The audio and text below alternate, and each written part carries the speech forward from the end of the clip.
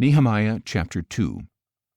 Now in the month of Nisan, in the 20th year of King Artaxerxes, when wine was set before him, I took the wine and gave it to the king. I had never been sad in his presence, so the king said to me, "Why is your face sad, though you are not ill?" This could only be sadness of the heart. I was overwhelmed with fear and replied to the king, "May the king live forever. Why should I not be sad when the city where my fathers are buried lies in ruins, and its gates have been destroyed by fire?" "What is your request?" replied the king. So I prayed to the God of heaven and answered the king, "If it pleases the king, and if your servant has found favor in your sight, I ask that you send me to Judah, to the city where my fathers are buried, so that I may rebuild it." Then the king, with the queen seated beside him, asked me, "How long will your journey take, and when will you return?" So it pleased the king to send me, and I set a time. I also said to him, "If it pleases the king, may letters be given to me for the governors west of the Euphrates, so that they will grant me safe passage until I reach Judah. And may I have a letter to Asaph, keeper of the king's forest, so that he will give me timber to make beams for the gates of the citadel to the temple, for the city wall, and for the house I will occupy." And because the gracious hand of my God was upon me, the king granted my requests. Then I went to the governors west of the Euphrates and gave them the king's letters. The king had also sent army officers and cavalry with me.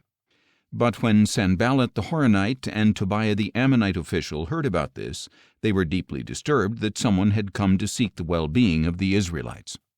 After I had arrived in Jerusalem and had been there 3 days, I set out at night with a few men. I did not tell anyone what my God had laid on my heart to do for Jerusalem. The only animal with me was the one on which I was riding.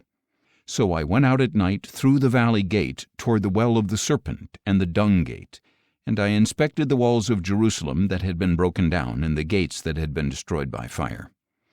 Then I went on to the fountain gate and the king's pool, but there was no room for the animal under me to get through. So I went up the valley by night and inspected the wall.